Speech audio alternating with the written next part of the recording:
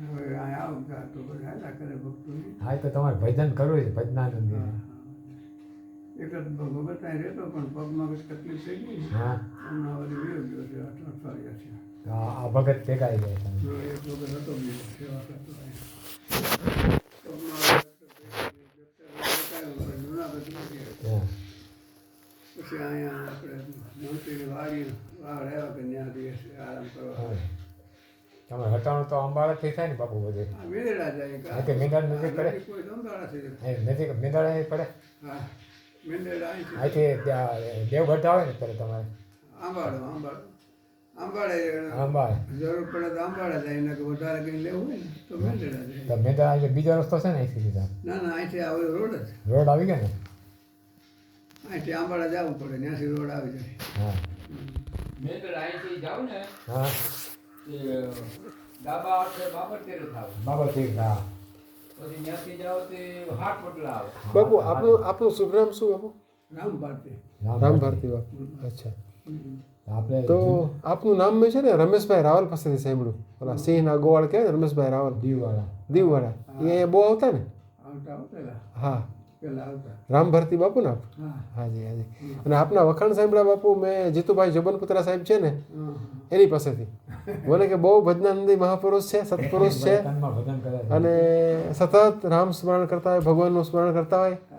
એના જેવા સુપાત્ર સંતના દર્શન બહુ દુર્લભ છે. દુર્લભ છે. એટલે કે ખાસ મળજો સમજ્યા. હા એટલે આપણા દર્શન કરવા આવ્યા અમે બાપુ બીજું ખાસ. કોઈ હેતુ નથી. હા હાજી હા હરિઓમ વિરાજપુરમાં ધરમદાસ હરિદાસ હા પશુદાસ વાલદાસ ગોડલિયો હા હરિઓમ ત્યાં મારી બેન છે હબી બરાબર. વિરાજપુર.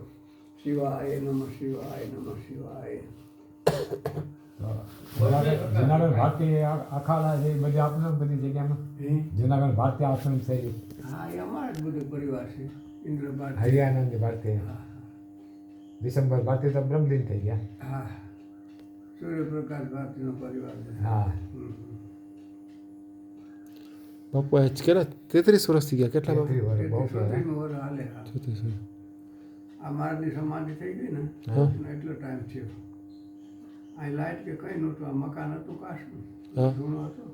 હા આ રીતે છતાં વાંદરા બહુ આવતા ને નરિયા બહુ બગા ફોડતા ને હા પછી આ રૂમ મોયથી બનાવી દીધો.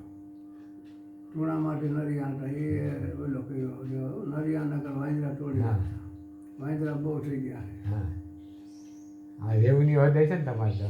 રેવન્યુનો હતો હવે આ લોકો ઓલામાં રિઝર્વ ફોર્સ બનાવીને દેખરેખ રાખે છે. એવું કરે ને કા હા જંગલ રહ્યું ને જંગલ જંગલના વિસ્તારમાં અહીંથી માલક આવી જાય અહીંથી નજીક કયો આવી જાય છે આમ આમ આમ માલણકા માલક આવી જાય છે હા અહીંથી આંબાળા જેટલું જ માલણકા થાય. એમ ને હા ખોખી હનુમાન ત્યાં નજીક પડે ખોખી કોકી હનુમાન આમ એ આવ્યું આ તો આ માલકા વજની ડેમ ઉપર હોય ને ડેમ ઉપર નજીક આવી જાય ને હા તમે હાલી જાઓ ને તો અહીં તળાવની પાડી જ છે. અહીંથી આપણે જવું હોય ને આ ફોર્મવાળા પાંચથી તો તળાવની પારી થઈને આમ નગર આંબાળા થઈને જવું પડે. હા હજી તો અંબાલા થઈ જવું પડે. કોકી હનુમાન જવું હોય તો ને અહીંયાથી રસ્તો અહીંથી જાય આ ફોર્મ રહ્યું ને હા ત્યાંથી ખેતીના રસ્તામાં થઈને તળાવની પાયર ઉપર થઈને નજીક થાય. હા બધો પછી રોડ આવી જાય પછી હા ઓલું રોડ આવી જાય શાસનનો સાસણવાળો રોડ.